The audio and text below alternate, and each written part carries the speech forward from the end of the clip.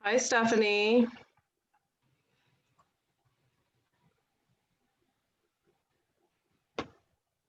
I can't hear you. Is your mute? You muted?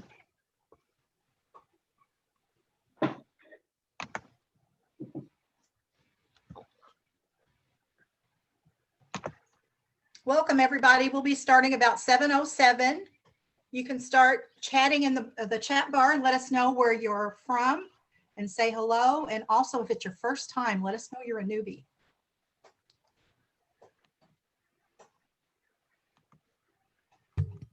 Give the room a chance to fill up. Gayle, are you having any luck?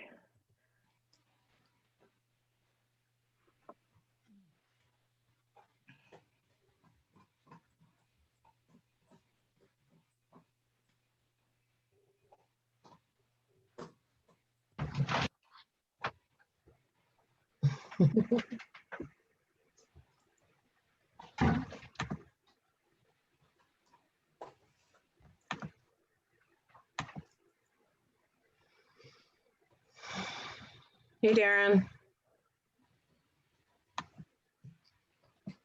Hi, Lynn. How are you? I'm good. Glad to see you. You too. Seems like everybody except for Jody might be here. Is Jody here?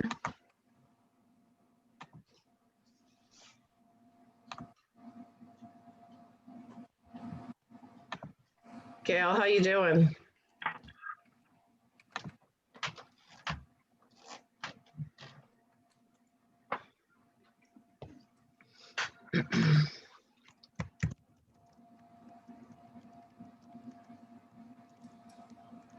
Yeah, now that you told me how to get in, I'm here. Hey, Gay. Welcome. Thanks for coming.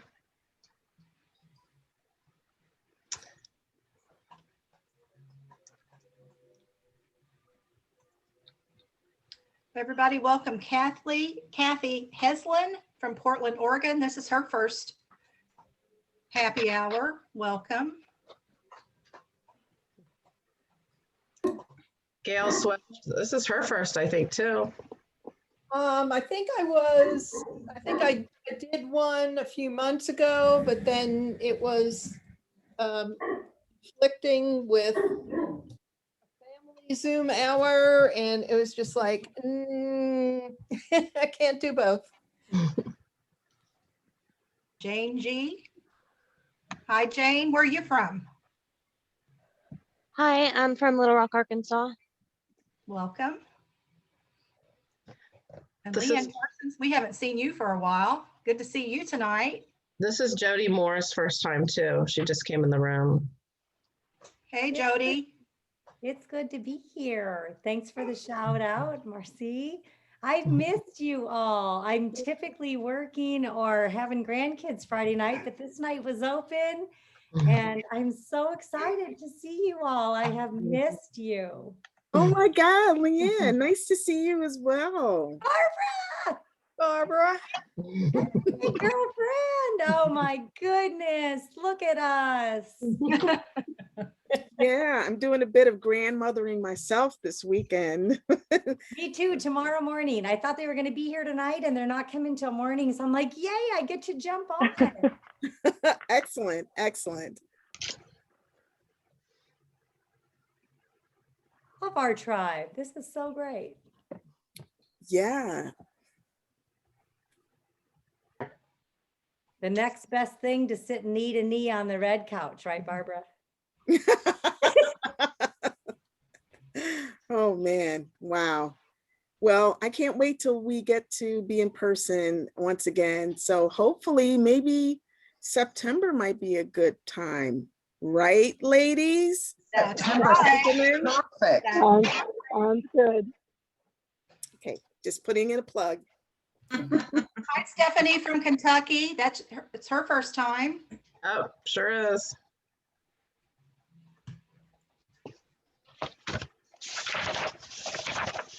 We got 2 more minutes and we're going to start.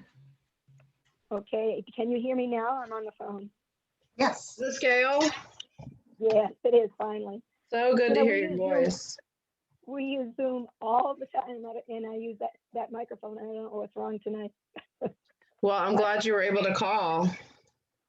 Thank you very much for inviting me. So glad you're here.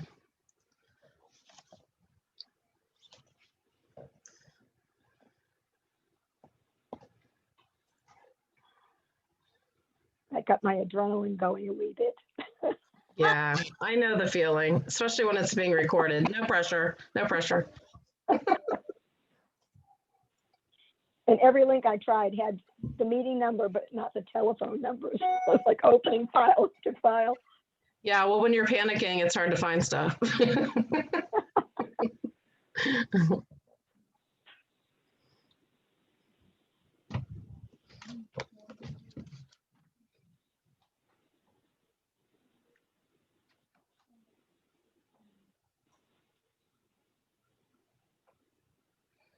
Hi, Gay.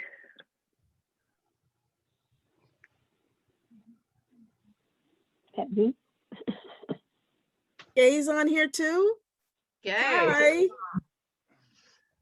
Hi, Gay. Hi. Oh, Oh, there she is. Oh, wow.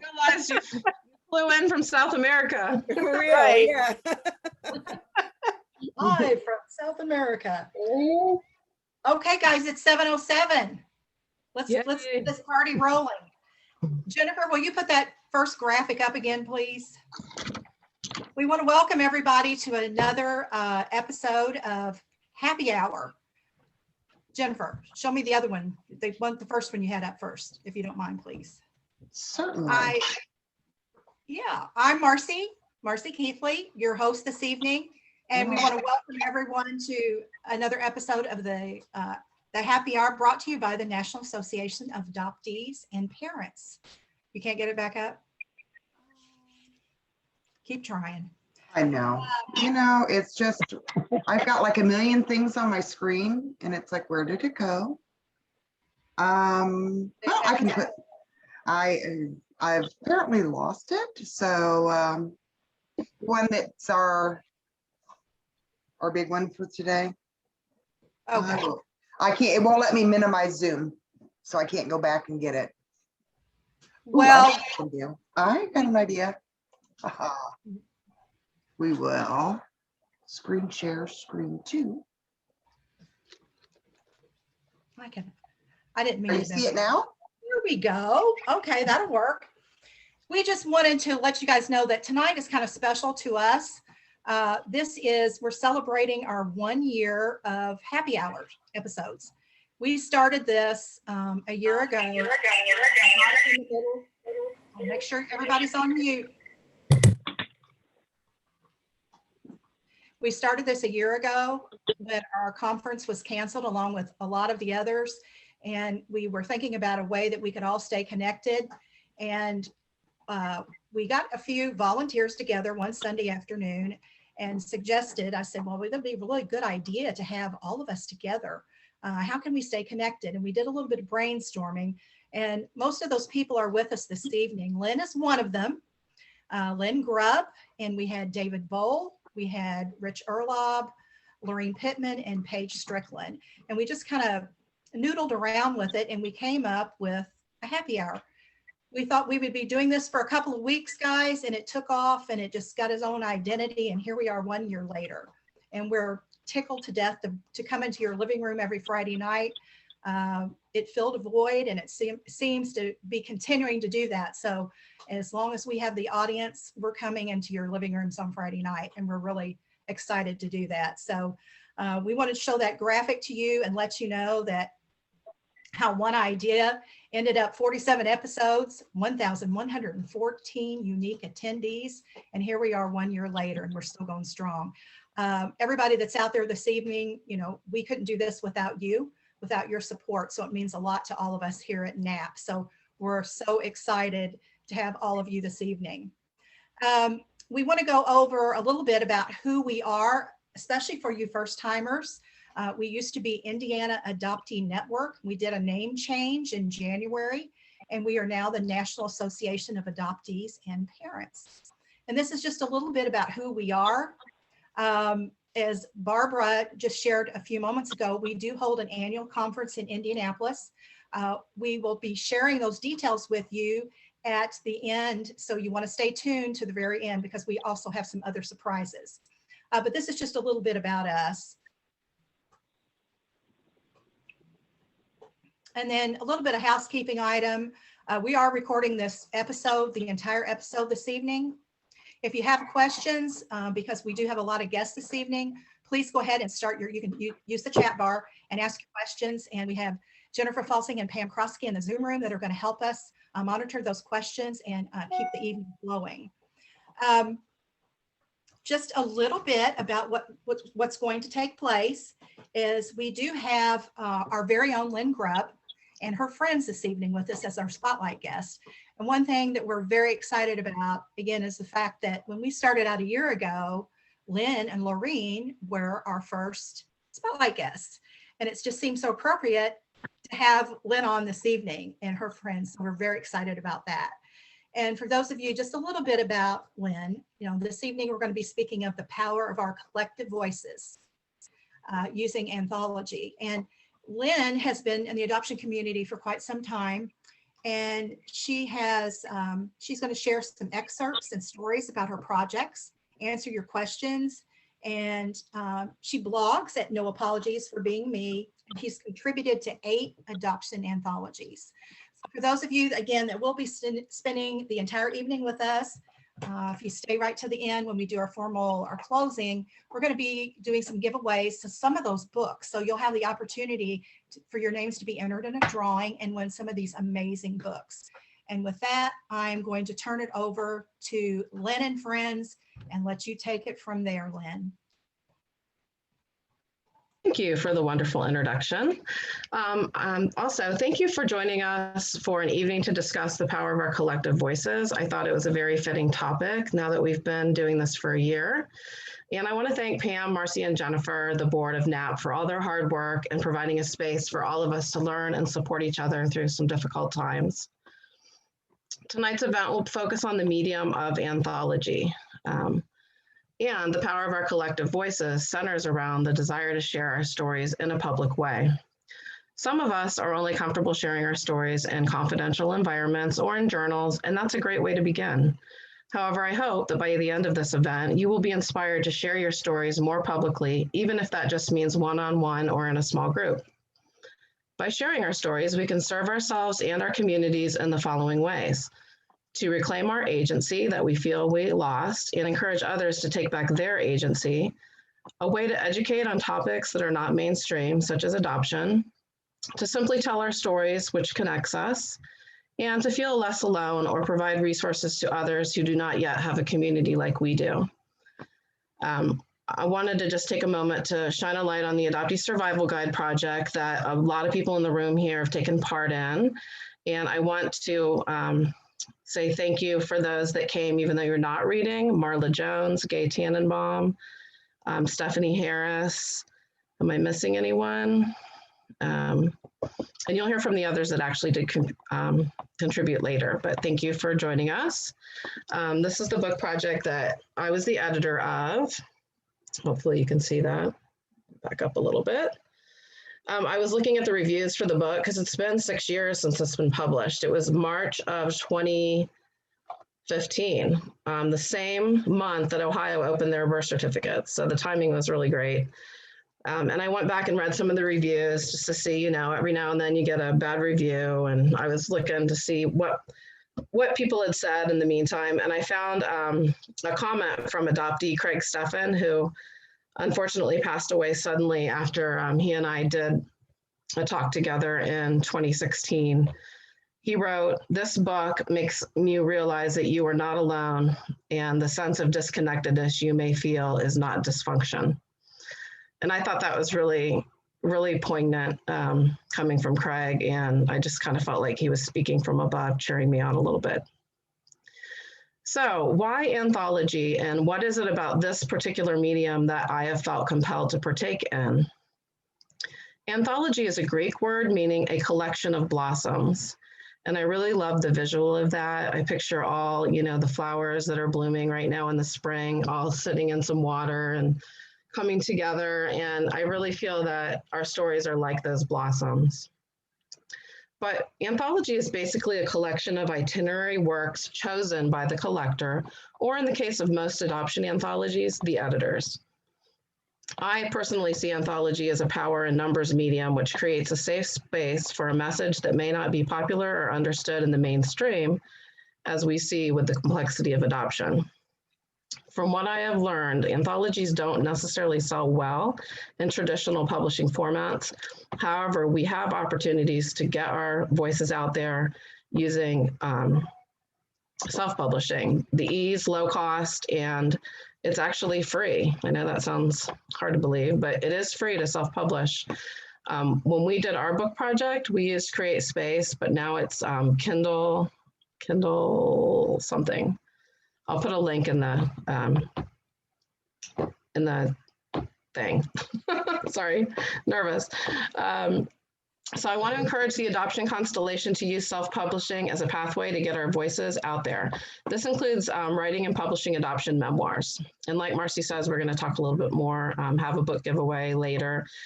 But today, or this evening, we're going to highlight a few of the anthologies that myself and some of the other readers have taken part in.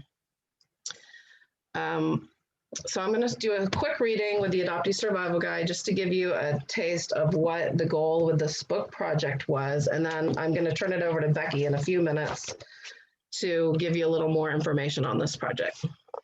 In the introduction, I wrote, "This survival guide is a sampling of many varied and honest adoptee voices. All of the contributing authors in this anthology, including the cover illustrator, are adopted. We have lived adoption and have some wisdom to share from our journeys. The adoptees who pen these pages want to provide support, validation, and encouragement to other adoptees, many of whom may not have a support group of their own or may not even know another adoptee in their lives. We acknowledge that adoption is not just a one-time event, it is a lifelong journey." So when I was thinking about this project in the very beginning, before it became a book, I was picturing the people who, like me, don't ask for help easily. And the first place that I would go if I needed to learn about something or get some support would be the library. So I kind of envisioned that this book would be in my childhood library someday.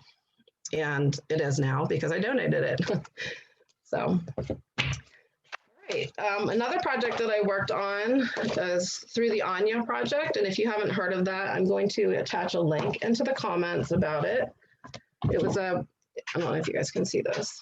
4 books, the Perpetual Child anthology, Dear Wonderful You guys see that okay? Letters to Adopted, Fostered, and Adopted Children, or Youth, I should say. Flip the Script, Adult Anthology, and Black Anthology. Barbara Robertson will be speaking about this later. I took part in these first 3, and I'm going to read you a short excerpt from Flip the Script, which was a concept that the Lost Daughters came up with, specifically Rosita Gonzalez. She said one day in the room that she was tired of people speaking for us, and she wanted to flip that script. So that became a movement, it became a hashtag, and then eventually a book. So I will read from what I think is the most fitting essay. Adoptees are the true experts. Can you guys see that? On adoption. That's the title of my essay. And the editors of this project asked us to think about how we own the title of adoptee when we were creating our essays. Some people did artwork for this project. Some people did poetry and music. I chose to write an essay. So you'll hear a little bit about that in the reading. My writing about adoption in a public forum is about taking back my personal power as an adopted person and empowering other adoptees to do the same. It was very scary and intimidating when I first began writing about adoption. I feared what other people would say and think, but what I feared even more is that the general public would never hear or understand my experiences as an adoptee had I not contributed to the conversation. Thus, breaking out of the adoptee closet and writing publicly is how I own the title of adoptee. I may not have chosen to be adopted, but I get to choose what I do with that title. So that's just a little taste of that book project. And Now I'm going to turn it over to Becky Drennan, who will talk to you about her essay and her contribution to the project, the Adoptee Survival Guide. Hello, everybody. For those of you who don't know me, I'm Becky Drennan. I'm an adoptee, and I've been around this community since Ohio was working on getting their getting access to birth certificates opened.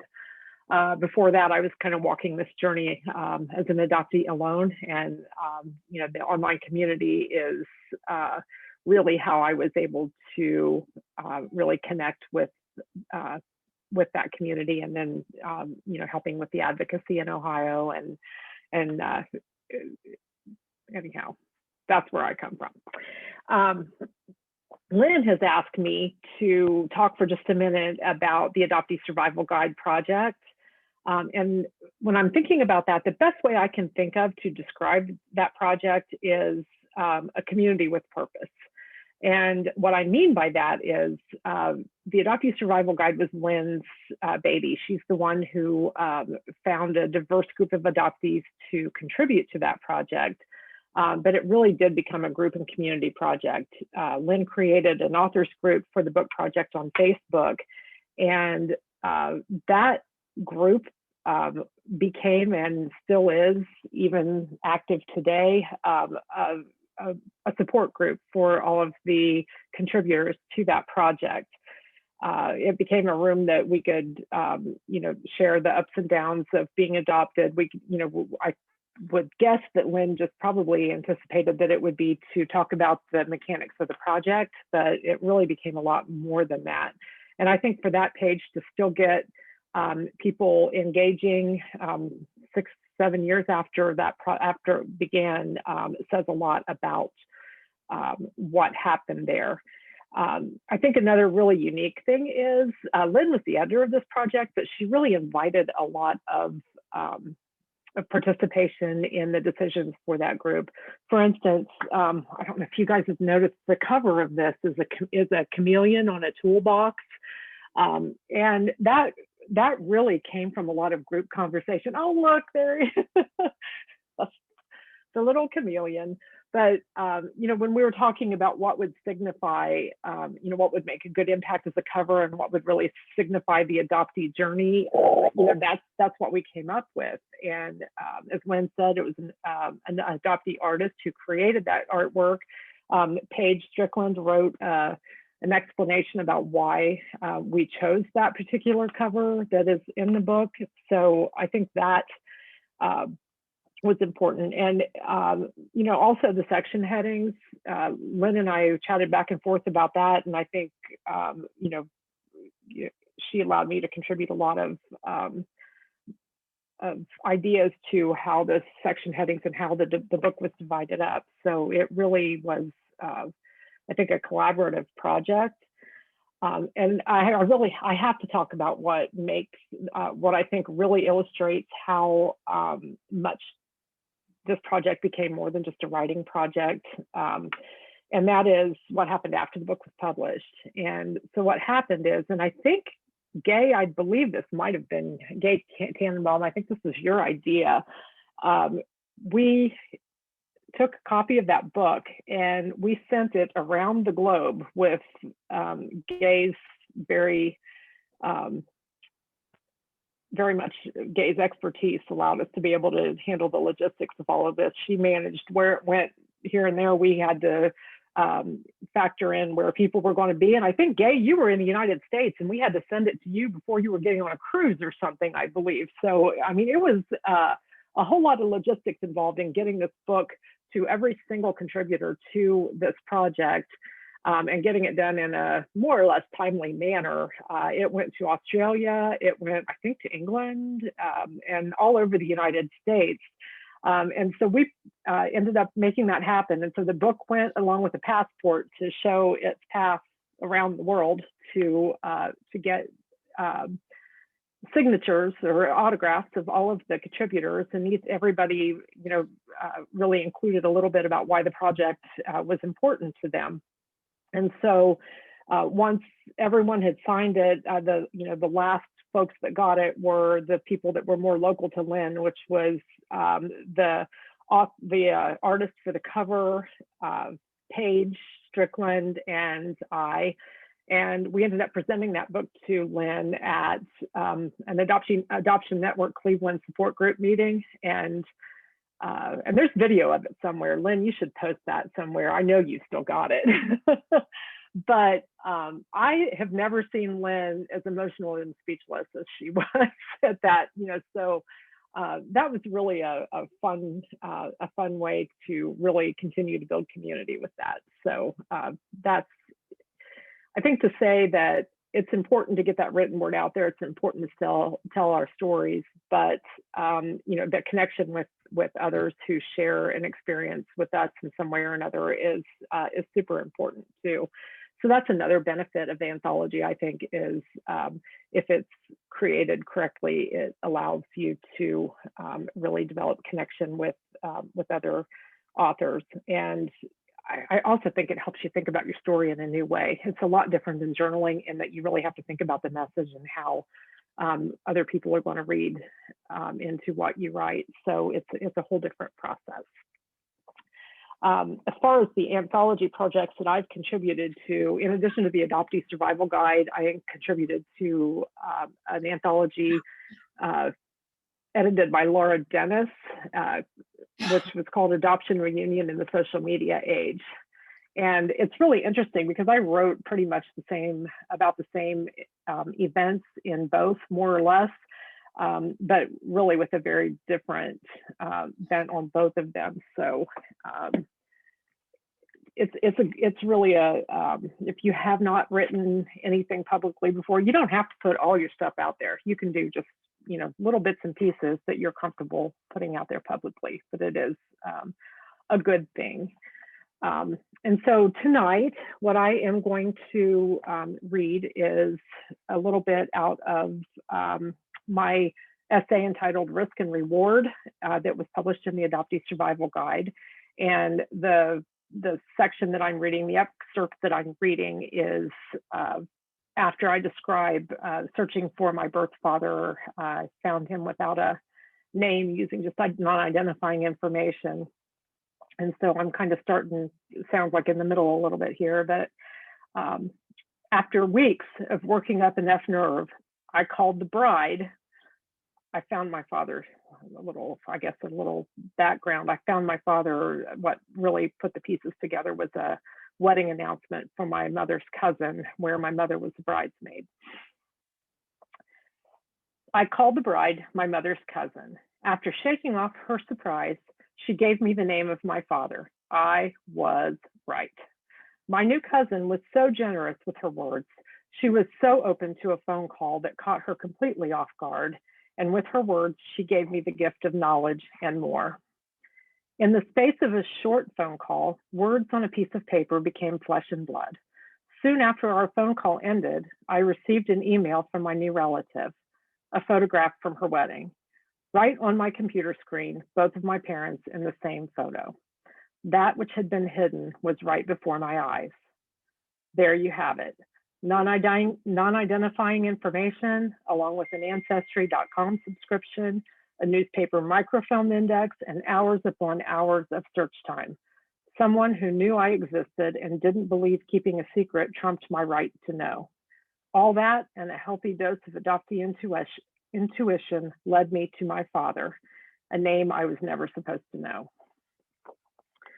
So that is my little piece from the Adoptee Survival Guide. The other thing I'd like to say is Lynn and Lorena and I have been chatting a little bit about, maybe it's time for a new anthology, and we had thought about the topic of fathers. So if anything in here resonates with you tonight, please reach out to Lynn or I about that, and we can get some discussion going. Thank you, Lynn. Back to you. Thank you. I don't have my list in front of me. Who's next? I think it's Gayle. All right, this is Gayle Swift. I'll let her tell you all about her. I think this is her first happy hour. Is that right, Gayle? So I want to welcome you. And I think you're muted right now. So let's unmute you. You can probably, can one of you ladies do that for me? It looks like she's still muted.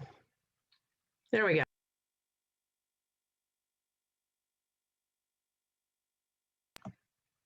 We can't hear you, Gayle. We can't hear you, Gayle.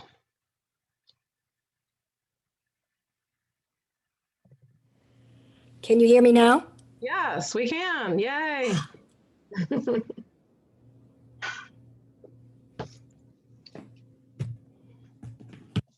Oh, dear God.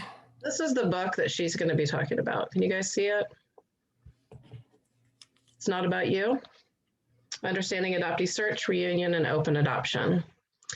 And Brooke Randolph, who joins us quite a bit, she started the project, and Gayle's was my favorite essay. No offense to anybody else in here who wrote, but Gayle's is my favorite essay. And I remember reaching out to her after I read it and saying, I wish you were my mom. I mean, it was just such a good essay, and she's just so understanding of what adoptees go through.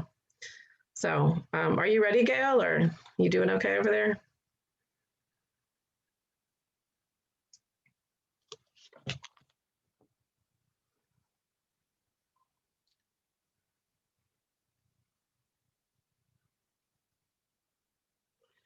Do you want to move on to the next person and come back to you, Gayle?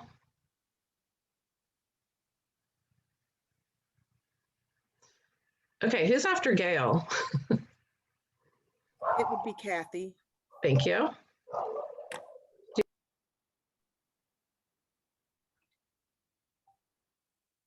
Okay, so it's me.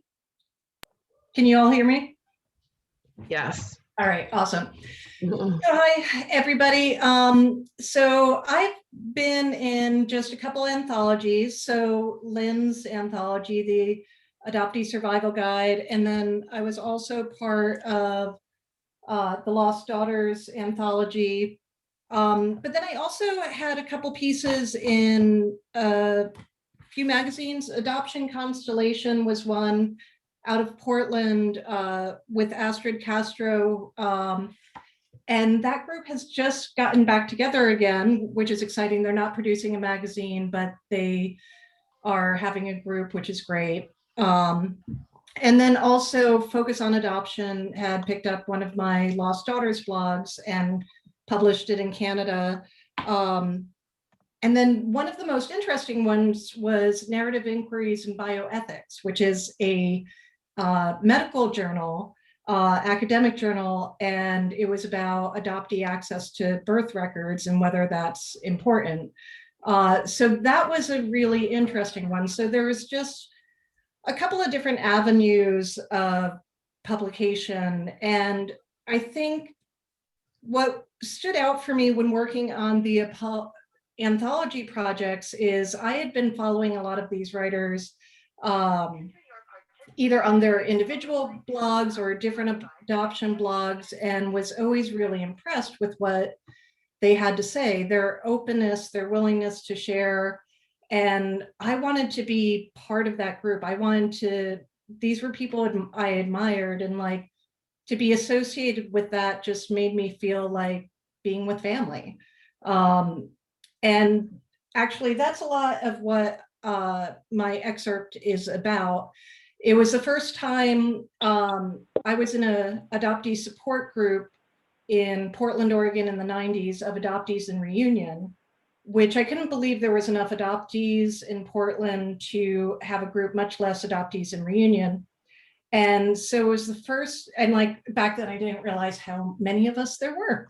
And it was, I learned so much from that group. I learned about the different organizations that were out there and learned about what it was like to be part of this community. And one of the reasons I wanted to write this is to let other adoptees know that there are groups like this one, you know, out there, and the kind of community that it brings. So I'll go ahead and read from that. It was the first time that being an adoptee meant that I was on the inside of something. Being part of that group changed me. Before being in the group, I felt crazy for what I was going through. It wasn't part of what we were told as adoptees. We were told that we were lucky, that we were chosen, that it didn't matter that we were adopted. So whenever we felt otherwise, we felt ostracized. It didn't fit. But I found a place where I fit. I had a new world with others who were going through similar experiences, where we could talk in shorthand, where I felt understood in a way I'd never felt before. From that group, I went on to find organizations that examined adoption and reunion, and I began to realize there was a whole community of people, much bigger than I'd ever imagined, who are all wrestling, questioning, and evolving on adoption and reunion. And my life hasn't been the same since. Thank you. Thank you. That was awesome, Kathy. Gayle, can you, let's unmute you. I see you're on mute. And I think your phone's on mute too, if that's your number. Are you 772? Okay. So yeah, if we just unmute those two. Well, can you hear me now? Yay! It's going to be some kind of technical issue. So take it away, Gayle. I will be brief. I'm Gayle Swift. I'm an adoptive parent. I'm also a family coach and an author and an adoptee rights advocate. I appreciate you allowing me to participate tonight. So I collaborated on an anthology edited by Brooke Randolph, who's a therapist. It was called It's Not About You, Adoptee Search, Reunion, and Open Adoption. It focuses too often, the adoption conversation focuses on asking adoptees, what do your adoptive parents think or feel? This book intended to put the focus on adoptees and how they feel and to give them the microphone. So I decided to participate because I believe healing occurs in community, and it's the only way we can know the truth about adoption complexity, grief, and loss is to learn it from the original sources, adult adoptees. So this project offered an opportunity to be in a shared space to listen and validate these important voices and hear truth. So my goals for sharing my story was to show that adoption is not a totally benign experience, that adoption exacted a very high cost for my children. And until parents and professionals listen and learn from adult adoptees and acknowledge the hard truths of relinquishment, family fracture, children will continue to suffer. We can do better, and we must do better. I'm going to read, it's going to sound a little bit of stream of consciousness because it's basically just a handful of sentences that I plucked from the essay. So I'll start with, typical of that era, our children's adoptions were closed, and in the absence of their specific truth, they were left to conjure a variety of scenarios, each uglier than the previous. They began to really understand that most children are not placed for adoption, that before we could adopt them, they had to be surrendered. In their own words, they experienced adoption as being given away and rejected. They yearned for and mourned the birth parents and ancestral family they had lost. Over the years, we consulted many therapists, and our suggestion that the children's behavioral issues might stem from adoption stress was quickly quashed, dismissed as preposterous, and yet my intuition told me that their blank slates were not really blank at all. In fact, a roiling ocean of emotions, unconscious grief, anger, and disembodied rootlessness plagued them. They clearly experienced a deep-seated ache that haunted them and carved a void that we as their parents could not fill. The cure they so desperately needed lay behind the closed door of secrecy and sealed records. Only their birth parents could fill that void. There was no substitute. As much as we loved our children, we were unable to provide what they needed. We provided our children with a family to raise them and to love them, but this did not eradicate their hunger for connection to their birth parents. Their need was primal, natural, and reasonable. They needed all of their relationships and both their family stories. Eventually, my children were able to reunite with their birth mothers. And from the perspective of reunion, after the initial honeymoon of reconnection, reality set in for them. How does one build a relationship that is primal and essential, yet marred by a 20-year void with no shared experiences? Mother and child felt viscerally connected, yet at the same time they did not know one another because they had shared no mutual experiences for 2 decades. During their years living in a closed adoption, our kids had thought a lot about their losses and believed they understood them. But now they stand face to face with the reality of being intimate strangers with the people that created them. Grief and loss swirl with added dimension, intensity, and emotion. The permanent duality of adoption means they share DNA, patterns, and quirks, but not a history. Those are the chapters they are writing now. And I cede the floor. Thank you, Gayle. That was awesome. It was even better hearing you read it. Okay, next up is Darren Watson. You may remember him from last week's happy hour. Hi, everybody. I was able to contribute to the Adoptee Survival Guide. Thanks to Lynn, I met her a few years ago and she invited me to contribute to the book. And it was my first time writing with a group or just being published. And I really appreciated the opportunity to write and share a bit of my reunion story. And when we sent a copy of the book around the world to get autographed by all the authors of the book, I thought that was really special. I wish I could have been there when Lynn was presented the book. But I'd love to see the video if you find it. I really like the anthology perspective because you get a lot of different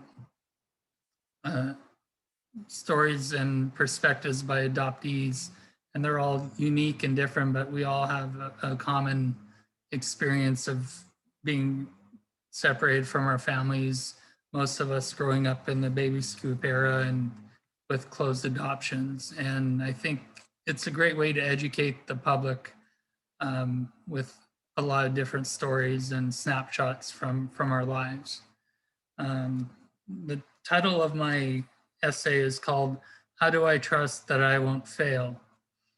I'm gonna read an excerpt, part of it. That year, it was in 2009, I was really big into tennis and I hired a fitness trainer and I was competing in a lot of tournaments because I wanted to become #1 in my division in tennis. And so I'll read part of it from there. During this time of my quest to conquer the tennis world, my birth mother was giving me a lot of praise. Our relationship seemed okay to me from what I could gather. Her youngest son was getting married that September and they were having a reception in southern Alberta. My wife and I were invited. My brother did not attend my wedding a few years earlier. My birth mother told me that he had too many taxes to pay to make the trip down. I felt disappointed, but I let it go. I felt conflicted if I should attend his reception or not, but ultimately I declined the invitation via email. I did not realize until a few weeks after the reception that I had mistakenly transposed the names on the email and sent it to the wrong email address. My birth mother sent me a very hurtful email claiming I did not care about her son or family because I had not replied to the invitation properly. She said my brother had let it go, but she would not let it go. I apologized for not sending the reply to the correct email address, and I even forwarded a reply from the couple who received the erroneous sent emails. Yes, there were 3 that had sent to the wrong email address by mistake. My birth mother was so angry that she would not read the email proving my mistake. She said, "You can spend all your time flying around Texas, going to tournaments, but you can't even bother to contact your brother about his wedding reception." Again, I felt my character and integrity being questioned. I asked her, In your opinion, what would be the proper way to reply to a wedding invitation? She replied, by sending a card and a gift. She is very big on cards. So I sent my brother and his new bride a card along with a gift card and an apology. I informed my birth mother of my deed. Her reply was, well, you don't have to send it on my accord. What the hell, lady? Really? First, he chastised me for not properly replying to the invitation, and then I make amends and it's still not satisfactory for you.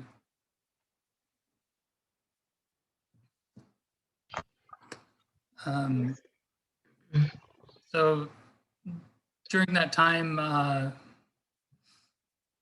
it was really kind of a tumultuous time in my relationship with my birth mother. And shortly after the book was published, a few months later, that's when I eventually cut off contact with her. It just felt too toxic and not worth having contact with her anymore. But I'm really grateful to be able to participate in this, and I really enjoy sharing and hearing other people's stories and what their journeys have gone through. And I really appreciate what Lynn has done for the adoptee community and in all her writings and her efforts. Thanks, Darren. That was really sweet. Thank you for sharing your essay. Let's see. And that was, your essay was a very vulnerable essay. And that's another thing that I think that it takes a lot of vulnerability to write this stuff publicly. And it's scary. I mean, I remember my husband can probably attest to the number of times where I said, I published a blog and I said, I have published regret. Like I literally felt sick in my stomach. And I was like, oh my God, the trolls are coming for me. You know, you just get this sick feeling in your stomach. But I can attest also that that goes away eventually.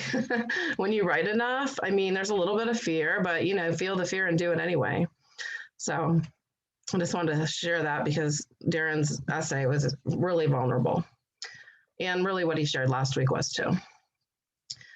Okay, I think it's Jody's turn. Is that right, Jody? You are muted.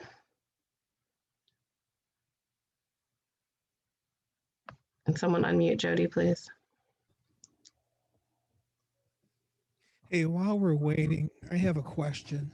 Sure. I just wanted to make sure that Paige Strickland is okay. I saw her little cam a minute ago and there was like an arm flailing around in the bottom of the thing. And I just want to make sure she's okay. Because now she's not on view. Well, might have a grandchild. Yeah, she probably has the cats and the grandkids. That's why I make sure she's not like laying there unconscious or anything. I don't really know what to do. I don't either. Paige, can you hear us? Paging Paige. Yeah, paging Paige. If you can hear us, knock 2 times on the floor. There she is. Okay. Okay. Jody, are we able to unmute Jody? Jody Moore? I can't hear you, Jody. Sorry.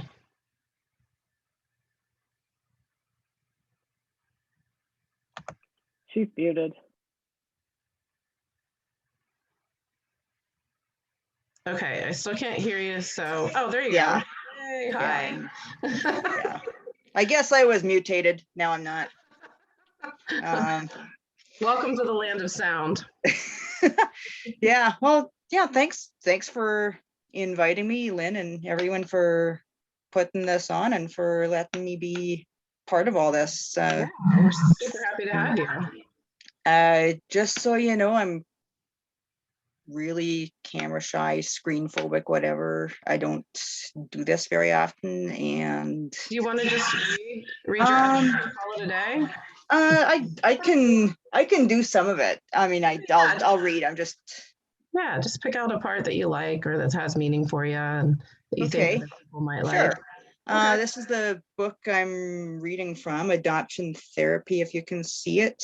That's the first of 4 anthologies that I ever contributed to. It was my first experience with adoptee writing, and I probably shouldn't have jumped in with both feet to a book that's mostly written by practicing psychologists, clinicians, and all that, because it was probably like writing a master's thesis when you haven't set foot on a university campus in just about 20 years. But it was a little intimidating. Just a little. But I also tackled a topic that's highly controversial in adoption land, which is RAD, reactive attachment disorder. Honestly, I don't believe it exists. I think it's a mislabeling of normal trauma responses from basically more trauma than some kids are able to process on their own. But I call this the book that saved my life, because I was really questioning, what am I doing here? What's the point of it all? I hadn't figured out what I wanted to be when I grew up, and I was already like 40. So I wrote this essay and took a lot of flack for it, and decided it was time to go back to school. And here I'm about to finish my Bachelor of Arts in Psychology after all this time. That is awesome. Congratulations. Yeah, thanks. The other thing is that maybe in a roundabout way, this research into RAD and trauma reactions and everything led me to get an autistic diagnosis when I was 41. And it was like a light went on. It was like, finally, I know why. I mean, I know I'm different because I'm adopted, but even in adoption land, I was like still kind of an alien. And the autism diagnosis really helped a lot of things to fall into place. So the DSM-5's definition of reactive attachment disorder includes a statement that autism spectrum has to be ruled out first, which got me wondering how many of the kids who present these trauma behaviors are undiagnosed autistic. I even talked over with the doctor who diagnosed me, and he says basically everything in the diagnostic criteria is common among autistic kids, and there's a reason why you can't double dip the diagnosis. It's got to be one or the other. So, and I also know from my own personal experience, it's very hard for girls especially to get an autism diagnosis because we're so good at masking. And I think as adoptees, we double mask. Like we're masking how we feel about being adopted, and at the same time we're trying to fit into a neurotypical world, and we know we don't belong. And yeah, 2 masks, and it's exhausting. But I like that terminology, double masking. Did you come up with that? I think I did. I haven't seen it anywhere else, but that doesn't mean it doesn't exist anywhere else. I mean, it's powerful. It really gives you the imagery of what you're talking about, because I don't know anything about RAD, so this is all an education for me, and I'm sure others in the room. Yeah, I didn't know anything about it until I read it. It's like, yeah, the behaviors sound like me, but the belief behind the diagnosis is all wrong. They're not approaching it from a trauma-informed perspective, and that's what I'm working toward, is becoming a trauma-informed therapist, especially with adoption and neurodiversity. That's awesome. I'm still on my way. Well, I'm really happy for you. I think you're Yeah. doing great. Thanks. Okay, so I'll just jump in here somewhere. I haven't even figured out where I want to start. You probably forgot what you wrote. That's what I did. Yeah. Well, because I don't remember that. Yeah. Anyway, here we are.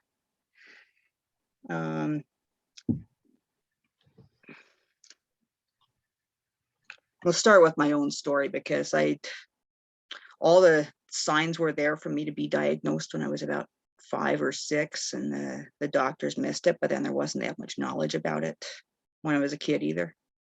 And anyway,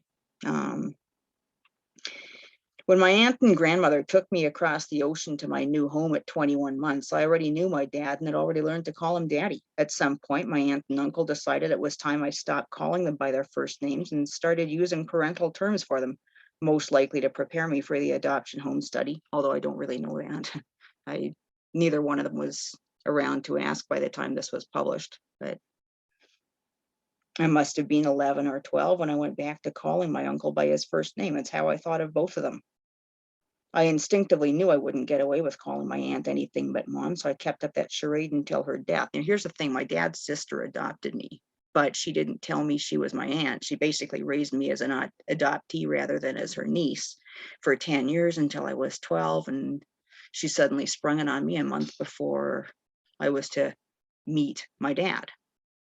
And I didn't realize I was reuniting with a long lost father. I thought I was just meeting a distant uncle I'd never met before. So it was a shock. It was a huge betrayal. And I've been reading about betrayal trauma in my counseling classes. And that was the story of my life, my whole life with her.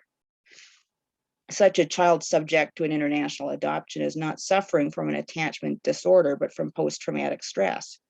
There's much confusion and turmoil as he or she attempts to navigate this unsafe new reality with neither map nor guide. Everything in this environment looks different, sounds different, smells different. No face or voice is familiar. Fear and anger are natural instinctive responses to the wrongness of these new surroundings. They're not behavioral problems in and of themselves. The child is simply reacting normally to abnormal and unnatural circumstances. Adoption is not natural. International or transracial adoption is even less natural. A grieving, traumatized child needs to remain with known family members or other familiar caregivers whenever possible. Thrusting them into unknown, potentially hostile territory will only compound the trauma. Despite being my father's sister, my adopting aunt was a stranger to me for the first 2 years of my life. She lived in another country and was no more a part of my circle than the President of the United States. No matter how much knowledge you have of a child prior to taking guardianship from letters or photographs or contact with the orphanage, you're not part of the child's familiar world or natural environment. That level of belonging, of acceptance and trust can only come with time and patience, and every child has his or her own time frame. Now, I can't speak to domestic newborn adoptees because that wasn't my experience. I've learned quite a bit about international adoption and take out the fact that it was a kinship thing, because although she was my aunt, like I said, I didn't meet her till I was about 20 months old, and that was, my grandparents had been caring for me. My grandfather died very suddenly, and according to what I've heard from other relatives, he was holding me at the time. And a month after that, I got dumped on unknown relatives in another country, and probably felt like I was being punished for, I probably even blamed myself for him dying. It's like, oh no, I was there. It was my fault. Little kids are egocentric, and I probably blamed myself for it all. And I was being punished by getting dumped on my aunt and uncle, and the way they raised me didn't feel like any less of a punishment. The research I've done says that the worst mental health outcomes are among children who were adopted, 1 internationally and 2 after their first birthday. I fit both criteria. So I always, like, even in adoption land, I always felt like I was more messed up than everyone else around me. And maybe that's why. But I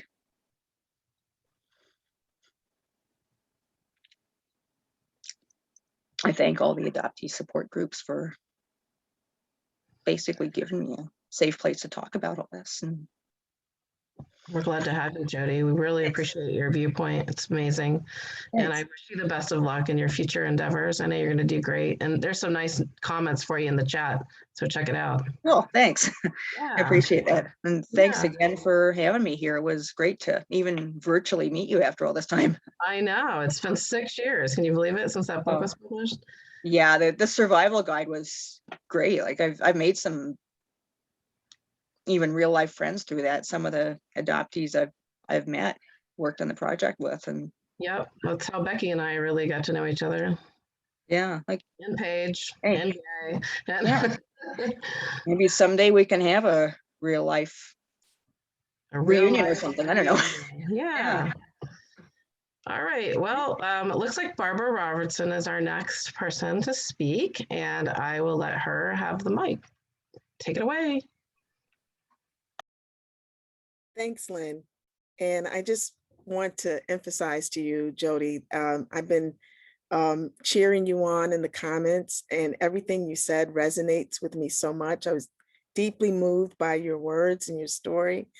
And so I just want you to know that I'm sending you a virtual hug of adoptee solidarity and support. And I'm so enamored. I'm glad that you're going to be part of the psychological mental health community, because your voice is needed. So continue on. Okay, deep breath.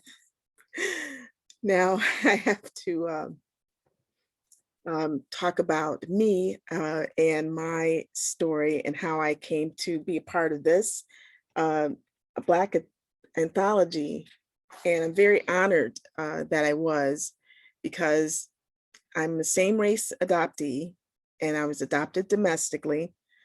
So in terms of being seen or obviously seen as an adoptee, I didn't have that problem because I was able to fit in physically. However, I always felt different in spite of that. And it was something that I didn't understand. And as Jody aptly put,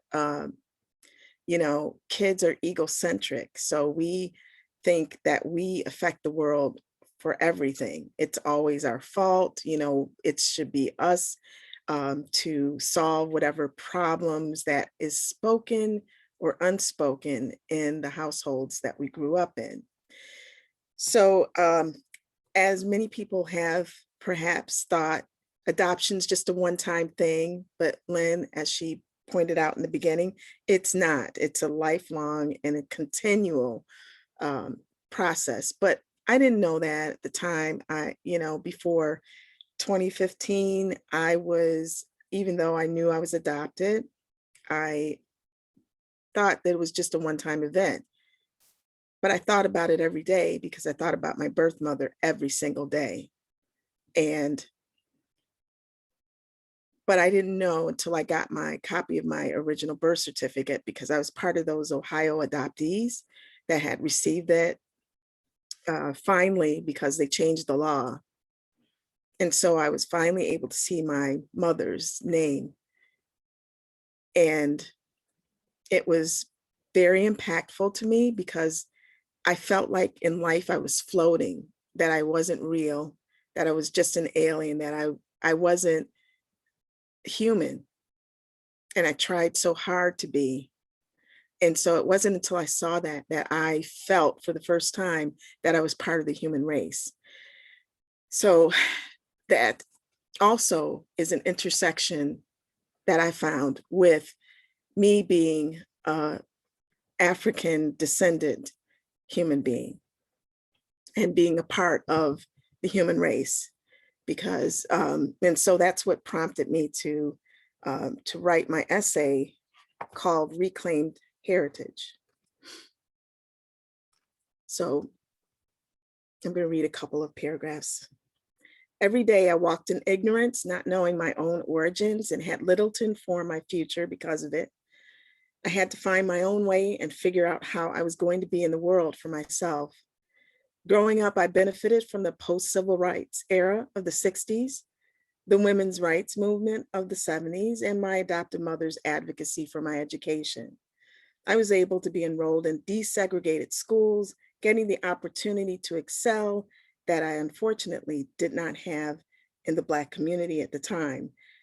Then I found myself being more obviously an outsider because I was now in places with people who did not look like me and were also culturally and economically different. There were many occasions when I was the only at one of a few persons of color. However, when I was back in my own community, I didn't fit in there either. So I struggled to remain culturally connected. I remember Black History Month as the time to learn about contributions of Black people. However, I was aware of how uneducated I actually was about the subject. In addition, like many in my generation, I saw the historic miniseries Roots. I was moved by it. But it was nothing more than a story that did not apply to me. For my roots were hidden from me by the legality of closed adoption. I had yet to know the impact of how I suffered because of not knowing what I didn't know. So in spite of what adoption took away, I stand here now as a witness to the legacy that can be regained and reclaimed. Adoption was not just a one-time event, but it was about the larger issue of separating me from my heritage, my DNA, and from who and where I came from. Many families, even today, don't talk about their history because they feel that they are sparing their children the pain of the past. Black ancestors have had to endure some of the most traumatic situations in order to continue to live. They were ripped apart by slavery and endured many incidences of human cruelty, yet because they survived, I am here. So I stand here as a reunited adoptee, and I'm very grateful for that, because I've been able to then connect not only with my biological mother's side, but my father's side of the family as well. And I've been able to go on Ancestry and actually do family trees. And, you know, there's people on those trees that lived lives. And now the journey is continuing through me and also through my kids, who, those are my genetic mirrors.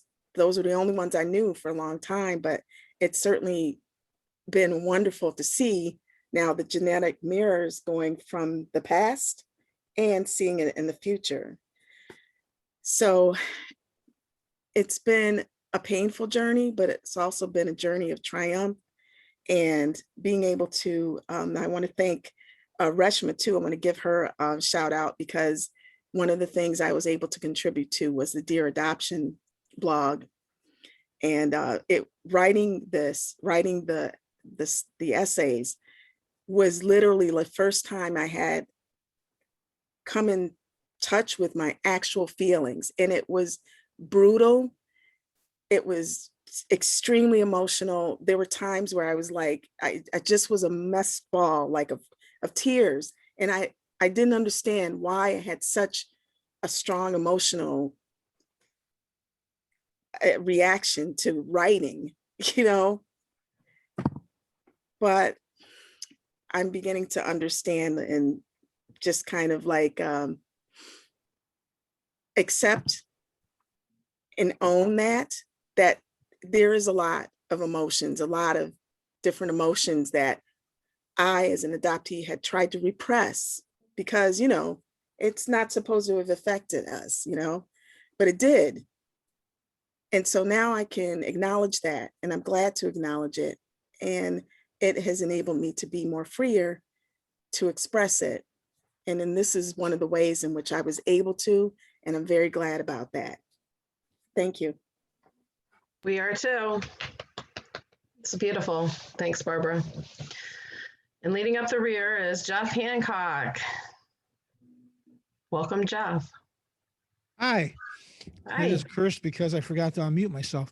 And so I have a couple of things to share tonight, and hoping to be able to make sense of what I'm going to share in terms of my background writing and the involvement I've been in with other projects. Just before Lynn's anthology, I was part of another one by the Vance twins. They're twin sisters who were adoptees from Korea. I shared the link to that on Amazon through the chat bar at the bottom. But it's called Adoption Land: From Orphans to Activists. And I wrote a chapter called It's Your Life. And it's about being an adoptee rights activist. And so that was my first involvement with writing in terms of stuff that I've shared. I also, about that same time, I did another essay, a guest essay for a group called Mothers in Action. And it was a story about late discovery. It's mainly a group for moms who relinquished, but they invited me to talk because I was still in the throes of my search at the time and doing everything I could to try to find my mom. And then there's the article I've never shared until now. But considering, I'm sorry, my puppy's here. Here, you give me that. She's got a thing for squeaky toys. I'm sorry. Yeah, yes, I know. I love you too. But we lost an adoptee yesterday from the adoptee community named Rachel Bernstein. I know a lot of you guys knew her. And come on.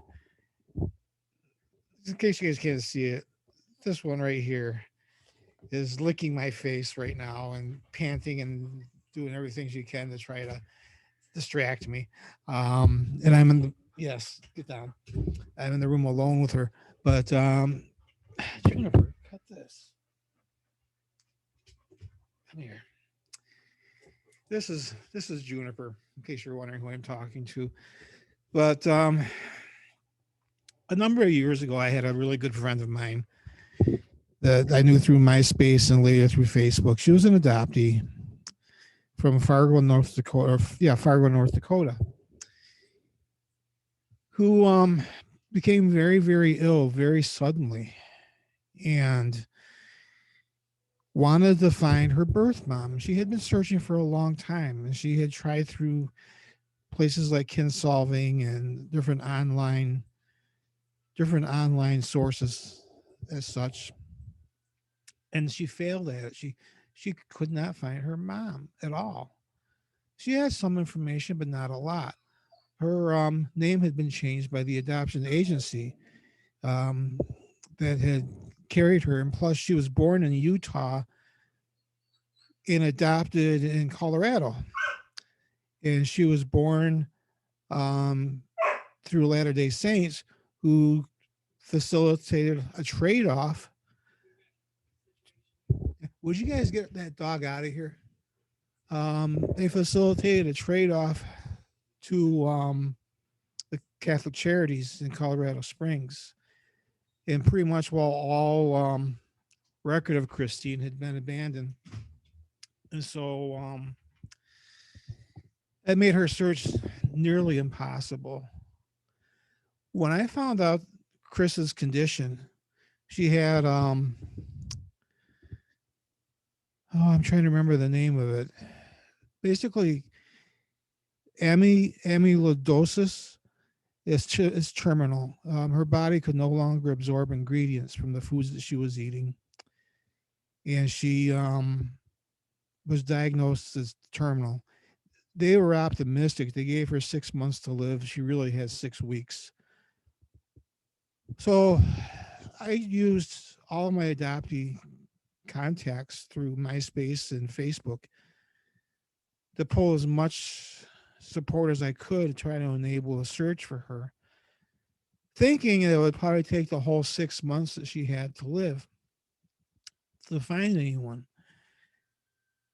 And this was on a Sunday that I decided to go public. I wrote what I knew, and I wrote every search angel and every adoptee I knew around the world to see who had some ideas that could possibly help us with this. And I took the whiteboard that I normally use for teaching. I was an elementary school art teacher for quite a few years.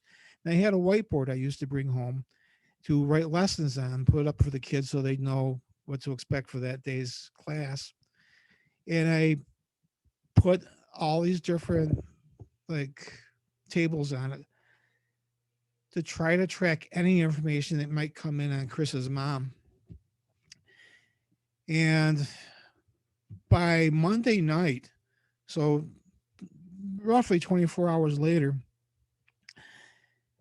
I had stacks of notes from people all around the world who had united to provide information and to help us try to find people. Gay Tannenbaum, I know you were part of that search. Muzz Legro from Australia was part of it. People from all over the world came in. We had a ton of information on potential leads. And then the big breakthrough was towards the end. Laura Swartz actually somehow, by some miracle, found Chris's mom. It just all lined up. And so I wanted to make sure that I had 3 reliable sources of information. And I finally had that contact. I made that connection. We found her mom.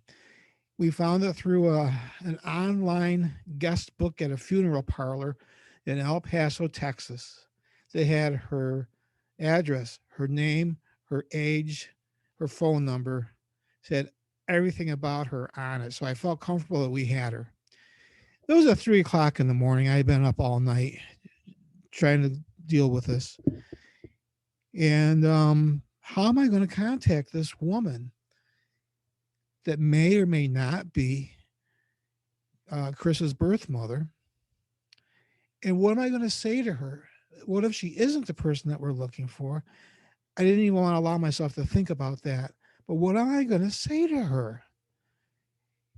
I knew that I couldn't call her. It was 3 o'clock in the morning here in Rochester, New York. So I knew it was 1 o'clock in the morning in El Paso, Texas. I know I wouldn't want to be called at 1 o'clock in the morning by some lunatic who's looking for somebody that may or may not have been the person. So I hit the internet. Her name is Jody, and she's a 4th grade public school teacher. And I found an email address for her work. I found her presence on Facebook. And I found her presence on MySpace, and it was all the same person. So I'm going to read to you the note that I wrote to her. Dear Madam, we have never met, but we might possibly share a common acquaintance. I hope that this does not come as a shock to you, but I have received information that suggests you may be the birth mother to a very special friend of mine. Does the date July 10th, 1970 sound at all familiar to you? I am not writing this letter for the purpose of invading your privacy or to interfere with your life. I'm writing because my friend Christine has been trying to find her birth mother for many, many, many years. It's become an urgent search at this point because my friend Chris has been diagnosed with terminal amyloidosis and has up to 6 months to live. I am also an adoptee, and I have called upon every volunteer searcher I know of to assist in this quest. Christine doesn't know who her mom is, although she loves her very much and has longed to meet her for a very long time. And now she wants to meet her before it could possibly be too late. If you are her mom or happen to know someone who relinquished a baby to adoption in 1970, please contact me immediately. I'm sharing my personal email and phone number with you here in private because this is a very urgent matter. Please call me any time of the day or night. I hope this is not too overwhelming for you. I wish only to bring comfort to my dear friend as she remains hospitalized. I respect your life and privacy. However, please, please, please contact me whether you are Chris's mother or not. Her name is Christine, but that may have been given to her by someone other than her mom. It's common for adoptive parents to rename us kids. Thank you for taking this letter into consideration, Jeff Hancock. So that was sent around 2:30 in the morning on a Wednesday. I didn't get back to sleep that day. I laid in bed all day long. All these what ifs were just dominating my mind. And then at 12:15 during the lunchtime that same day, the phone rang. The woman on the other end had a heavy Texas accent. And she was really quite reserved when she spoke. She said, "Hi, Jeff. I'm Christine's birth mom. My name's Jody. Please tell me everything about her." We spoke for several minutes. We could hear these kids whooping and hollering and laughing and playing in the background. I was like, I wonder where she is.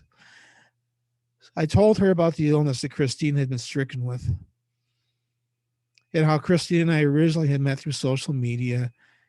And we played games all the time and talked all the time, and what a great sense of humor Chris has, all these things. And,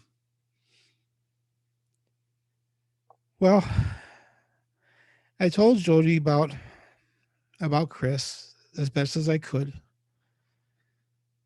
And she asked me to do one more favor for her, and that would be if I could please call Chris and let her know that we found her mom. She gave me a short message to share with Chris. In exchange, I gave her Chris's email, phone number, and online profile. Now for the ultimate patience, Christine was in a deep sleep through the afternoon and couldn't be reached on the phone. She was on morphine because of the pain that she had been in and the trouble she had been having. So I left voicemail for her on her cell phone and as well as at the hospital front desk. And I said, "Christine, please call me. This is Jeff." And then I finally said, well, I actually struggled. I cried and completely lost my train of thought. I just turned to mush. And then I said, "I have news that you will want to hear. Your mom has been found, and she wants me to tell you that she has loved you each and every day of your life. She prays for you each and every day as well. And your mom longs for the moment, and she will hold you in her own arms. Chris, she'll call you. I have sent her your email and your cell number. She also cannot wait to connect with you through Facebook." So I got really busy for a while. I couldn't reach Chris at the hospital, but I had her husband's phone number. And I was able to call him on the cell, and he was a utility pole worker, and he was 40 feet up off the ground in a telephone pole running wires when I gave him a call. He was working 2 hours away from where Chris was in Fargo. And he made it to her bedside in 20 minutes. I can't imagine how many speeding laws must have been broken when he did that. But Paul made it there, and by the time he made it there, Chris had woken up and spoken to Jody on the phone. Jody left El Paso after school that day and drove through the night and made it to Fargo in time for breakfast. Within 24 hours of that, all of Chris's birth family were also there. Her cousins, her aunts and uncles, her mom, everyone that she was blood related to made the trip from wherever they were. Some in Utah, some in Colorado, some in Texas, all made that trip to Fargo, North Dakota, and were staying in Chris's tiny little 2-bedroom cabin. I can't imagine what that must have been like, but she had a 2-year-old child. They were all taking care of that child. When Jody went to the hospital to meet Chris, Margaret, Chris's birth mother, or adoptive mother, was in the room with her. And the second Jody walked in, they knew who she was. And within 5 minutes, Margaret, Jody, and Chris were all on the bed together, holding hands with their arms around each other. And the picture they sent me was probably the most one of the most meaningful pictures I've ever seen of that moment. I really wanted to feel the need to share that.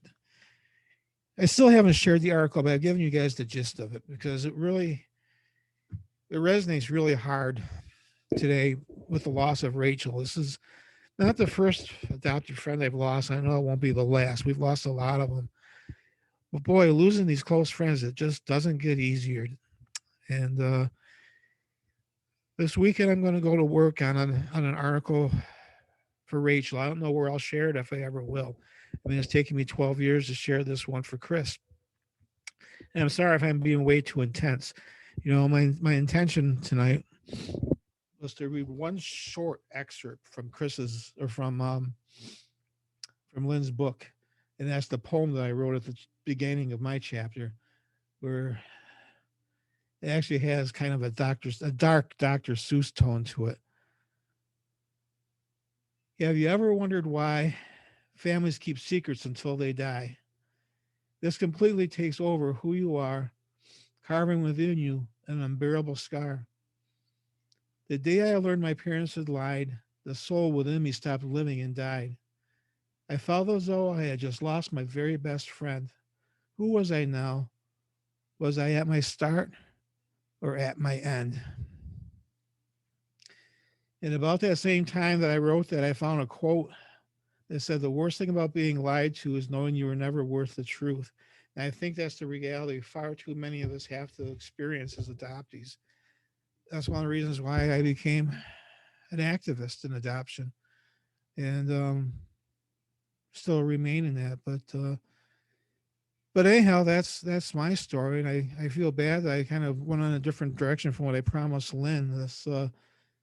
This whole thing with Rachel has had me pretty upset for the last day. I wanted to share about her and about Chris so that her memory isn't forgotten either. I loved what you shared. I'm not disappointed in the least. This is excellent. Thank you. Good, And thanks. beautiful. I didn't want to piss anybody off. Far from it. You had us all crying, Jeff. Yes, that's why I had to turn off my camera.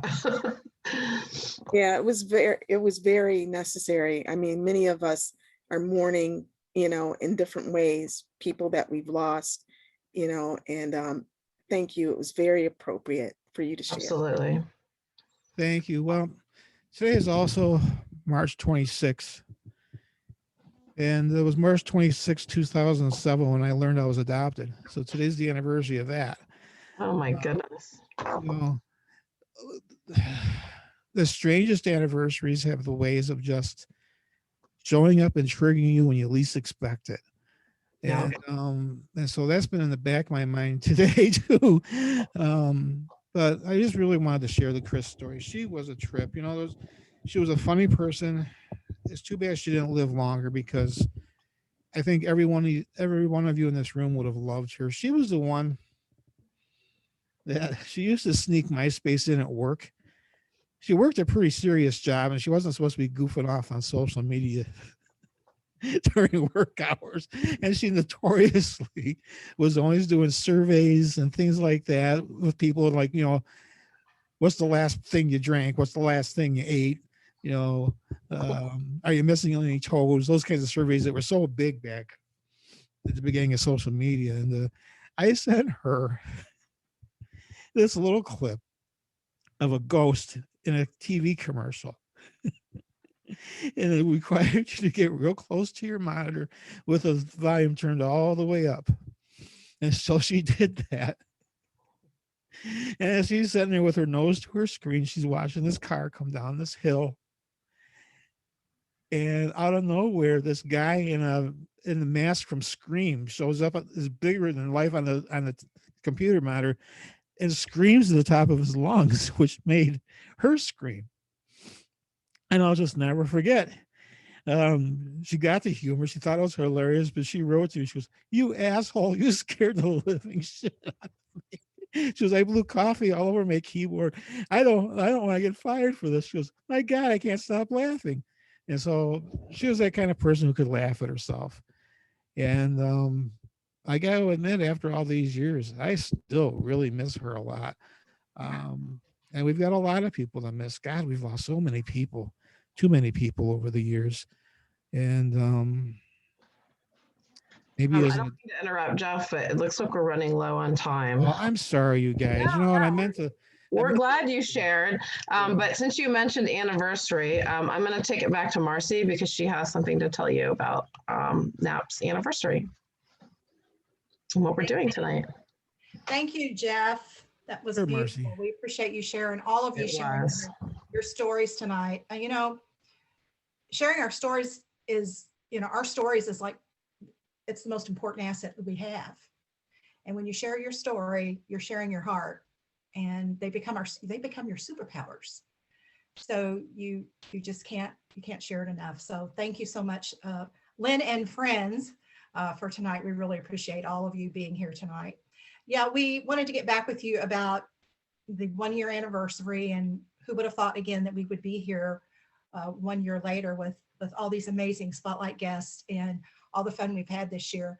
I know the group has decided that they would love to give some books away.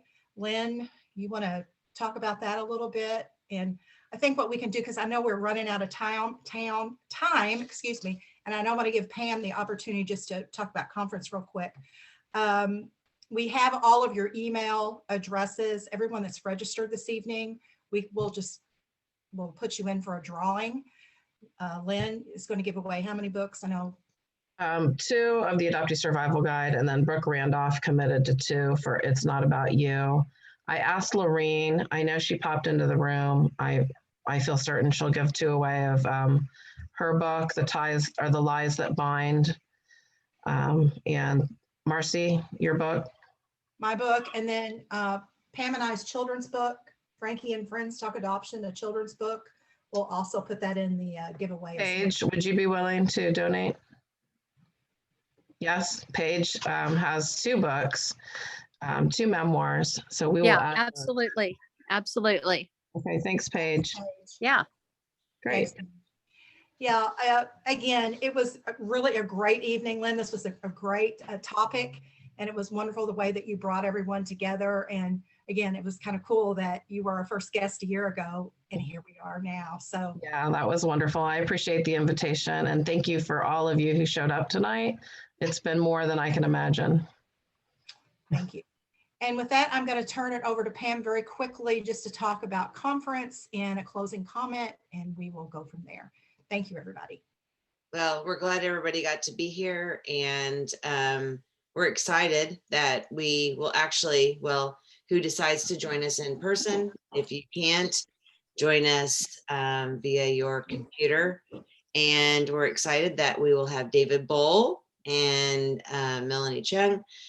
And we are going to do, we hope that we'll do the trauma and the healing, kind of what we were going to do originally. You know, it's a lot of like what we talked about tonight. You know, there is that trauma, and we all want to heal. So that is going to be, you know, our, you know, I guess what we want to talk about, what we want to focus on. You know, none of us want to stick in that, you know, trauma section, but it's something we want to talk about. And, you know, Jeff talked about, you know, Rachel, that's someone that he and I both knew, and it is a loss to the community. So all of us can be thinking about her and her family and her children tonight.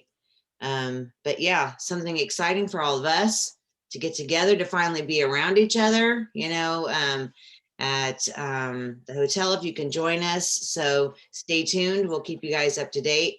And thanks everybody for joining us tonight. We're really excited that you all got to come. Thanks, Lynn and crew. I won't name everybody, but thank you all for being here. We enjoyed it very much. Everybody's waving. Good night, everyone. Good night, everyone. Good night, everybody. Take care. Good night, everyone. Thank you. Thank you. Good night, everybody. Thank you. Good night. Good night. Good night. Great seeing everybody. Nice to meet you.